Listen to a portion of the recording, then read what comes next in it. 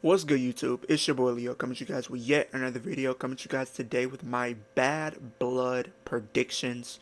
Bad Blood is this Saturday, and I want to give you guys my predictions on the card and what do I think is going to happen in a lot of these matches, and what do I ultimately think they're gonna what it's going to lead to down the line if they do decide to continue some of these feuds. As of right now, when me recording this video, there are only 5 matches. I don't think they're going to add anything else, so we're going to keep it at the 5-match card that it's going to be. I did think they were going to probably add another match, but I don't think it's going to happen based off everything that happened on Raw last night. So we kind of got an indication that's not going to be the case. We're not going to get any world title matches or IC title matches added to the card. So we're going to keep it with the 5-match card that we are being given and pretty much go from there. So the first match that we're going to be talking about is for the WWE Women's Championship. Nia Jax defending the title against Bayley. Bayley did recently win a #1 contenders match with Naomi recently on a recent episode of SmackDown. They kind of planted some seeds where it looks like potentially Naomi could be potentially turning heel at some point in the near future on Bayley, leading to them feuding at some point, which I do think is the route that they're probably going to try to go in. And on top of that, I don't think what's happening is they're also teasing a face turn for Tiffany Stratton potentially. So both of those stories are probably going to be trying to take place throughout this match, I feel like. But who do I think is going to win? I do think Nia Jax is going to retain. Regardless if it was Naomi or Bayley, I do think Nia Jax was going to retain regardless. And I think on top of that, I think the only way she really wins or loses this match is if Tiffany Stratton does ultimately cash in. But we don't know if she's going to cash in or not. But there's always that possibility that she could cash in, and we did get some tease of that potentially on the last week's episode of SmackDown, where it pretty much says you're pretty much gonna have to answer to me if I don't win and stuff like that. So they're kind of amping this up just a little bit, which I'm looking forward to. But my prediction, and still your WWE Women's Champion Nia Jax. On to the next match. Former brothers turned bitter enemies. We have Damian Priest versus Finn Balor. Finn Balor turned his back on Damian Priest at SummerSlam, costing him the World Heavyweight Championship against none other than Gunther. And they've been teasing this for so long. Balor's motivation is you betrayed the Judgment Day. You turned your back on the Judgment Day. It was supposed to be no leaders, but you made it all about you. When you became champion, it became all about you. It never became just about the faction as a whole. And pretty much he goes all the way back to their history, going back to last year, where Finn Balor was on the verge of winning, but Damian Priest, who was Money in the Bank contract holder, was in got involved in the match and pretty much led to Finn Balor's downfall. It pretty much allowed an opening for Seth Rollins to retain the championship. Finn Balor has never really let go of that, and he's been holding on to it since then. He's never forgot, and he finally turned heel, or he was already heel regardless, but he turned his back on Damian Priest, and this is how allowed Damian Priest to become a babyface once again in the grand scheme of things. And on top of that, they the way they've been booking the Judgment Day versus the Terror Twins stuff, it seems like the Terror Twins have always most likely have gotten the upper hand on the Judgment Day, and the Judgment Day have recently been getting upper hand back on the Terror Twins.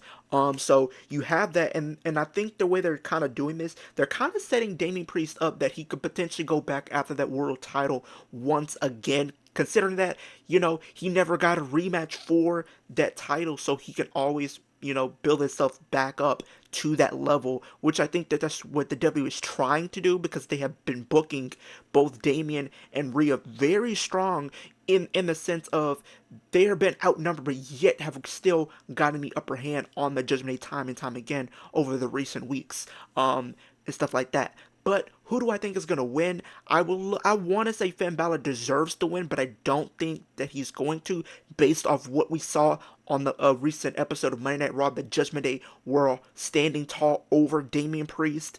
So that kind of gives me the indication that Finn is not going to win at the pay-per-view. I do think there's still going to be some shenanigans nonetheless, but my winner and prediction is going to be Damian Priest to get the win over Finn Balor, because I think they're probably going to stretch his feet out, but at the same time, I think you kind of need Finn Balor to win if you want to stretch his feet out. But I think you could still try to stretch his feet out regardless of the outcome. But we'll see how that goes. On to the next match for the Women's World Championship. We have Liv Morgan defending the title against Rhea Ripley with Dominic Mysterio suspended over the ring in a shark cage. The last time we seen something like this happen, I think, was none other than 2017 SummerSlam, which was Big Show versus Big Cass with Enzo in the shark cage. And I think that same year we also did see Kevin Owens versus Roman Reigns for the WWE Universal title with Chris Jericho suspended in the shark cage. So the last time we seen this stipulation be used was 2017. Honestly, this was not a stipulation that I thought I could see happening, but I can see what they're going for, because you're trying to paint up the picture that Liv Morgan is by herself, that she can't do it, that she's not going to win. And then now you have Dominic, who has been a huge X factor in her victories as of late, not being a factor this time around. And it seems like the way they're setting it up, Rhea Ripley is going to get the upper hand and just going to win back the title.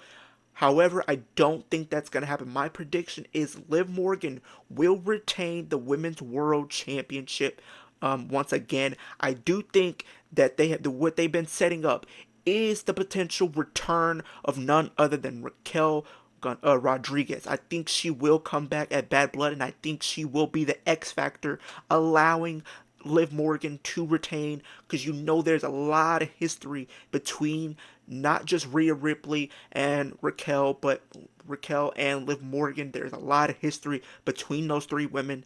Liv Morgan and Raquel were tag team champions last year, but they lost the tag titles because of Rhea Ripley injuring Raquel Rodriguez, and then pretty much they had a feud over the women's world title later that year, which Rhea ended up winning.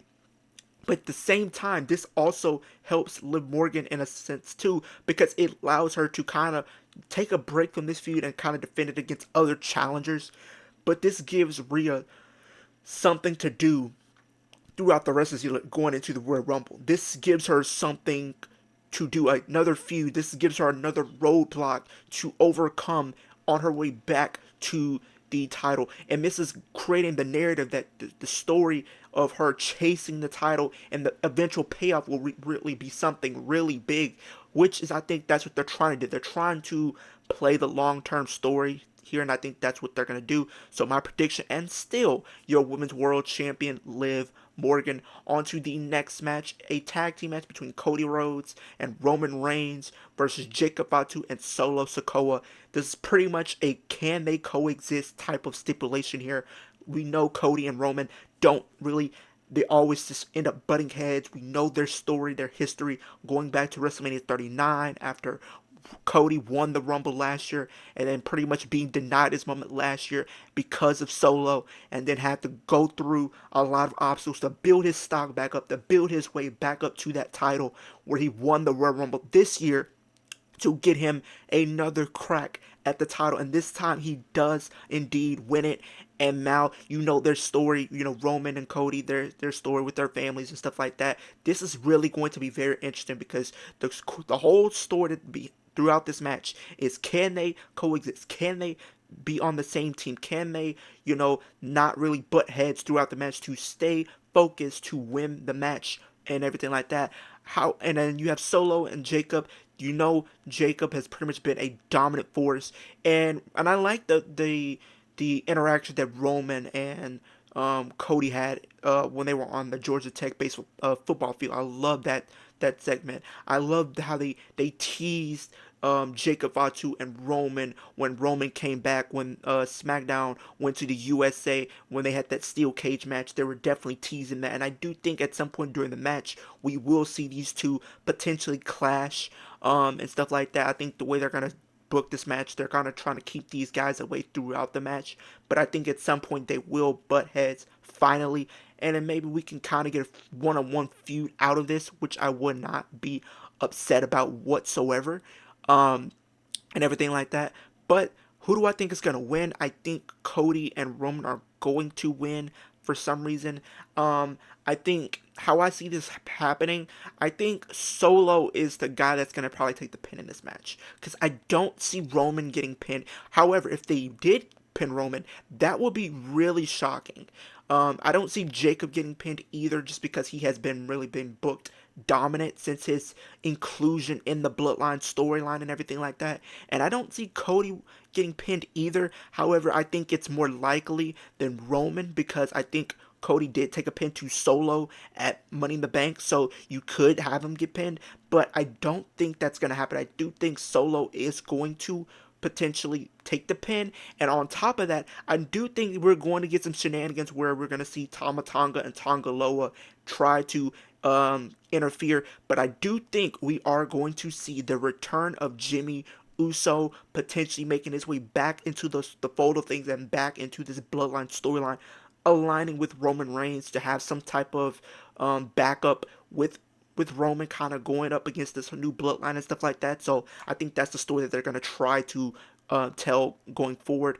But like I said, Cody Rhodes and Roman Reigns are my predictions to win this tag team match. And the final match we're talking about is a Hell in a Cell match between CM Punk and Drew McIntyre. This feud has been really, really good. They have had some great promos with each other. They've been trying to kill each other. I feel like we're going to get blood in this match. I'm looking forward to it. I think, Drew has been painted to look like the heel and the villain, which he is, but in the same time, you could also say he's kind of been looked at as the face in a sense because CM Punk has been costing him these big opportunities, but at the same time, Drew has been the type of person he's been poking the bear a lot, so you can't really blame CM Punk for trying to do these things to him. And pretty much on the recent episode of Raw, they've been Drew. He came in all black. He said, "I'm doing this because of what I'm going to do to you. You're no longer going to be the same CM Punk that you once were. I'm going to destroy you. Your family will not notice you." Then CM Punk talked about he's going to try to kill him. He's gonna wipe his blood on his face and stuff like that. So they've definitely been amping up the brutality in a sense of what to be expected once they do step inside Hell in a Cell this Saturday at Bad Blood. And I really will be looking forward to this match. I don't know if this is gonna be the closing match or the main event, which I think it should be, but there have also been speculations that Cody Rhodes and Roman could be main eventing. I don't really know how to feel about that. I'd prefer them to do CM Punk and Drew if you're going to bring back this big Hell in a Cell match and to be the be-all end-all of this feud and the final chapter in the story. I think this would make all the sense in the world to main event the show. So we will have to see how they decide to structure the card come Saturday. But I do think Hell in a Cell should be the match to close the show in my personal opinion. But comment down below, let me know. Well, I don't know why I said I'm trying to close the video. Who is my prediction? CM Punk, I think, is going to win this match. I think CM Punk needs it. I think somebody made a brief mention of this in a previous video that I watched on YouTube, and I think I think it was Wrestle Juice. I think it was Wrestle Juice or and stuff like that, and he was talking about that if you look at their feud, right, CM Punk, he lost at SummerSlam, right? And it was one-on-one. Yes, it was an actual pin. He pinned CM Punk. But when you go to Bash in Berlin, CM Punk won, but he did not pin Drew McIntyre. So now this could be the way you finally get, CM Punk to actually pin Drew McIntyre, because if you look at the story, he has not pinned Drew McIntyre yet. So that is one thing that he has to overcome in this match. Can he pin Drew McIntyre once and for all after coming up short at SummerSlam, after getting his win at Bash in Berlin, but not pinning him, and now having his Hell in a Cell match? So I think, in a sense, you have Drew kind of been somewhat getting the upper hand in their matches with the feud and everything like that, still looking strong regardless of the outcome. So I just wanted to put that out there. But CM Punk is my prediction to win the Hell in a Cell match. But with that, but comment down below, let me know What are your predictions for Bad Blood this Saturday? How do you guys see a lot of these matches playing out? I would love to hear what you guys have to say in the comment section down below. Road to 350 subscribers. My goal is 10K. When I do hit 10K, I will do a giveaway with one of my lucky subscribers who will have the opportunity to win a WWE Championship from WWE Shop. So if you want to be a part of that and potentially be the subscriber that does win that, subscribe to the channel. It's absolutely free. You can always change your mind in the future. But why would you want to do that? I'm trying to give you guys daily wrestling content. The grind does not stop. Also, super kick that like button helps my channel get pushed across the platform so more people can see what I'm doing over on YouTube. Superman Punch that posts notification bells and every time I post a new video, whether it's a reaction video, rant video, live stream, any type of video, you'll be in the loop of things when I do drop a video. And Spear, the subscribe button, takes 3 seconds out of your day to do those 3 things for me. Helps on the progression of my channel. And also, stay tuned because I will be streaming NXT tonight. When they go to the CW, so stay tuned for that. And then tomorrow for AEW. Also, stay tuned for we have 2 streams that we're gonna be doing today. So stay tuned. We're gonna be doing a Bad Blood prediction on the Bringing It to the Ring podcast with myself, Willie, and Wolf. So stay tuned for that. And then we'll also be streaming NXT today as well. So stay tuned as well. A lot of more content coming your way today and throughout the rest of this week. So stay tuned. But with that being said, hope everybody has a great day, and I'll see you guys in the next video.